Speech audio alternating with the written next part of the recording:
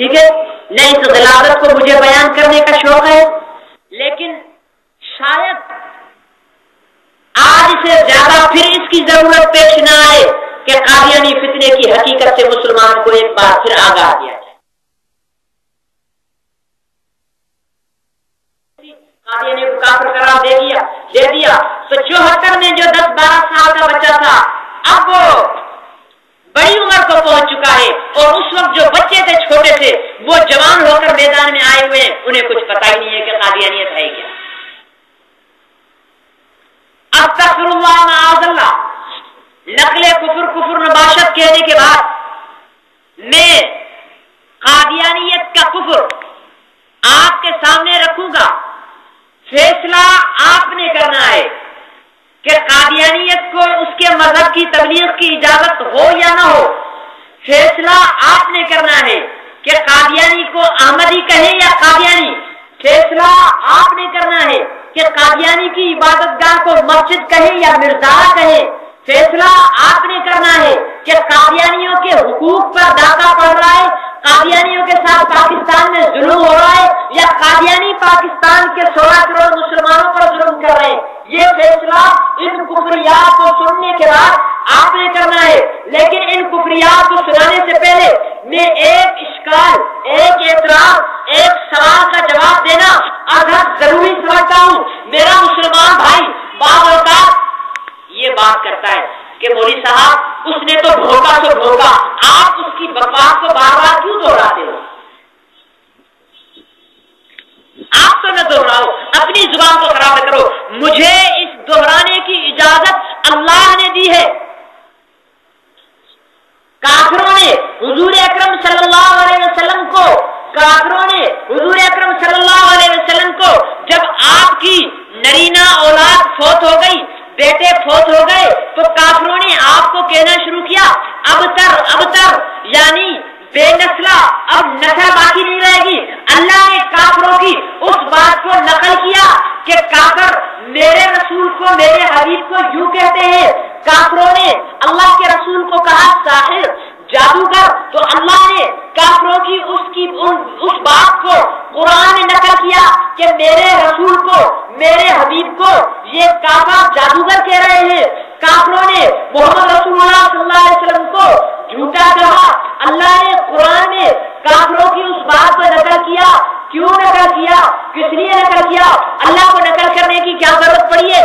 اللہ تو قادر ہے گالی دینے والے کو مار دے، ختم کر دے، لیکن بتانا اس لیے ضروری تھا تاکہ کفر سے مسلمان کے دل میں نفرت پیدا ہو کہ کفر کوئی اچھی چیز نہیں ہے، یہ کافر اتنے خبیث ہیں کہ تمہارے رسول کو یوں برا کہتے ہیں۔ مقصود کفر کی نفرت پیدا کرنا ہے۔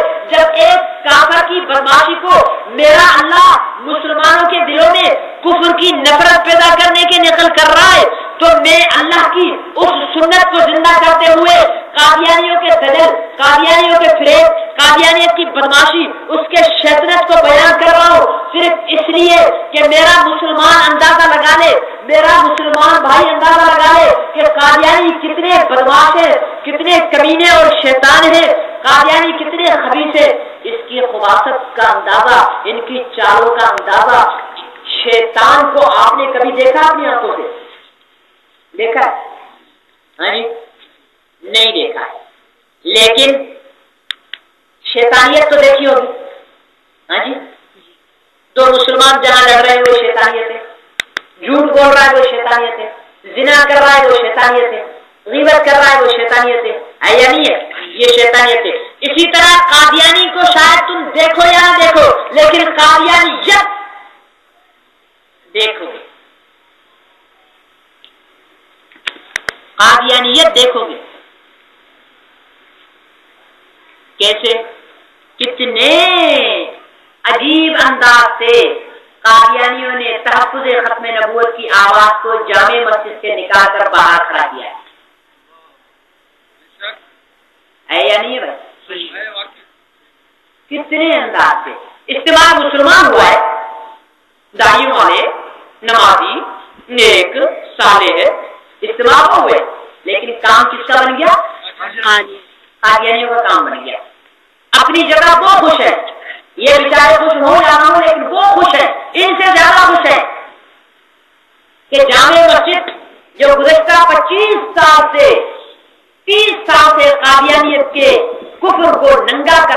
کی جس کے میناروں سے قادیانیت کا کفر ننگا ہو رہا تھا، اب وہ خاموش ہے۔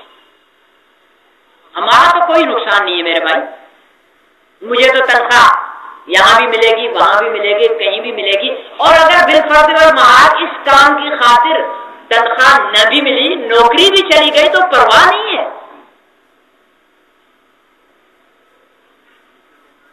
سمجھے نا جی، رزق اللہ دیتا ہے۔ تو یہ بیچارے سمجھ رہے ہیں کہ ہم نے بہت بڑا تیر مار لیا ہے، تیر نہیں مارا ہے، یہاں قبر میں جاؤ تو پتا چلے گا کہ کیا ہوا ہے۔ جب قبر میں ہوگے کوئی اور نہیں ہوگا برابر میں واہ کرنے والا، پھر مجھے بھی پتا چلے گا اور تمہیں بھی پتا چلے گا کہ کیا ہوا ہے، کیا کون سی نیکی کی ہے تم نے۔ ایک بہت بڑے ختم نبوت کی برکت سے آواز کو بند کر دے اور درخواستیں دیتے پھر رہے ہیں۔ کہاں گئے وہ غبن کے الزامات، کہاں گئے وہ لاکھوں روپے کے غبن، کہاں گیا وہ کھایا ہوا پیسہ۔ اب بھی میں چیلنج کرتا ہوں، میرے دل میں کوئی بغض حسد نہیں ہے، کوئی کینہ نہیں ہے، اس لیے کہ حسد رکھوں اگر بغض رکھوں ان لوگوں کے ساتھ تو میری مغفرت نہیں ہوگی آج کی رات۔ رب محمد کی قسم کھا کر کہتا ہوں، میری ذاتی کوئی رنجش اور بغض و حسد نہیں ہے، لیکن میں چیلنج کرتا ہوں، لاؤ علماء کو، مسلک دیوبند کے علماء کو لے کے آؤ، بٹھاؤ، قرآن بیچ میں رکھو، تم ثابت کرتے چلے جاؤ۔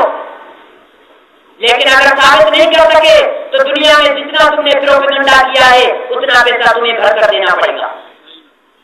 معقول بات ہے، اس میں کوئی غلط بات نہیں ہے، دو چار والی بات ہے۔ باقی پروپیگنڈا کر کے اس دکان پر، اس دکان پر، اس نمازی کے پاس، اس نمازی کے پاس، چلو یہ تو ہو گیا پروپیگنڈا، ہم نے پیسہ کھا لیا، حرام کھا لیا، مسجد کو لوٹ لیا، ختم نبوت کے چندے کھا گئے۔ یہ تو ذرا بتاؤ کہ تھانے پر جا کر درخواست کس چیز کی دے کر آئے ہو کہ ہماری صاحب سیکورٹی واپس لے لو؟ بھائی ہماری صاحب کی سیکورٹی سے تمہارا کیا واسطہ؟ بڑے بڑے نمازی لمبی لمبی داڑھیوں والے۔ مجھے افسوس متحدہ قومی موومنٹ پر نہیں ہے، مجھے افسوس اپنی تبلیغی جماعت پر ہے، جس کے 6 نمبروں میں 1 نمبر ہے علماء کا اکرام، علماء کی عزت۔ مجھے حیرت ہوئی جب یہاں جامع مسجد میں بیٹھ کر اتنی بڑی داڑھی، اتنا بڑا پٹکا باندھ کر خان صاحب 6 نمبر بیان کر کے 7ویں نمبر کے لیے کہتا تھا کہ ہاں حضرت کے لیے، جس نے 40 سال ناموس رسالت کے لیے قربان کیے، جس نے بنانا چاہتا تھا ٹنڈو آدم نے کیا نہیں بنا سکتا تھا، کل آنے والوں نے مارکیٹیں بنا دی۔ یار سوچو تو صحیح، ظلم کی حد ہوتی ہے۔ اس شخص پر تم الزامات کی پوچھتاچھ کر رہے ہو جس نے اپنے لیے کچھ نہیں بنایا، اپنی جوانی سمیت اپنی اولاد کو ناموس رسالت کے تحفظ کے لیے لگا دیا، اس پر تم الزام لگاتے ہو۔ ارے وہ اپنا اگر حرام کھانا چاہتا تو گوہر شاہی سے کروڑوں لے سکتا تھا، وہ حرام کھانا چاہتا جنگدان والوں سے کروڑوں لے سکتا تھا، وہ حرام کھانا چاہتا تو مشل پبلشنگ والوں سے کروڑوں لے سکتا تھا۔ وہ تمہارے دیے ہوئے چندے کے چند ٹکے کھا کر اپنی آخرت برباد کرے گا۔ اوروں سے کہا تم نے، اوروں سے سنا تم نے، کچھ ہم سے کہا ہوتا، کچھ ہم سے سنا ہوتا تو ہم تمہیں بتاتے۔ اپنے اندر اخلاقی جرأت پیدا کرو اور ہمارے سامنے بیٹھ کر بات کرو کہ تم نے یہ کھایا ہے اور یہ پیا ہے تو ہم تمہیں جواب دیں گے۔ پیٹھ پیچھے چور کتے کی طرح جا کر لوگوں